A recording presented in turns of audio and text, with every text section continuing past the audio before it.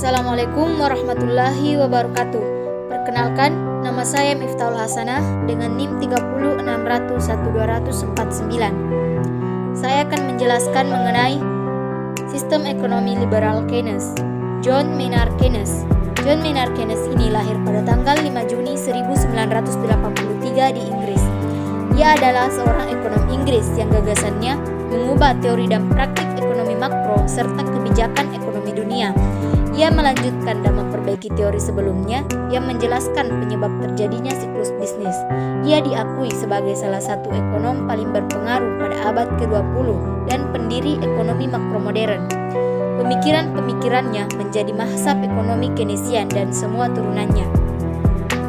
Pada tahun 1930-an, Keynes memimpin revolusi pemikiran ekonomi yang menantang gagasan ekonomi neoklasik bahwa pasar bebas dalam jangka pendek hingga menengah akan mengisi seluruh lapangan pekerjaan asalkan tuntutan upah pekerja tetap fleksibel. Ia berpendapat bahwa permintaan agregat menentukan tingkat seluruh aktivitas ekonomi dan kurangnya permintaan agregat akan memicu pengangguran tingkat tinggi yang bertahan lama.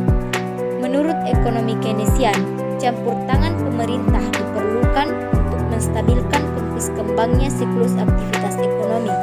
Keynes mendukung penerapan kebijakan fiskal dan moneter untuk mencegah dampak buruk resesi dan depresi ekonomi. Setelah Perang Dunia Kedua, sejumlah ekonomi barat ternama menerima saran kebijakan Keynes. 20 tahun setelah Keynes meninggal dunia tahun 1946, hampir semua negara kapitalis di dunia menerapkan kebijakan Keynes. Pengaruh Keynes memudar pada tahun 1930-an, salah satunya karena stagflasi parah yang menghambat ekonomi Inggris Amerika sepanjang dasawarsa tersebut serta kenaifan teori Keynesian yang dilontarkan oleh Milton Friedman, ekonomi yang memprediksi krisis tersebut.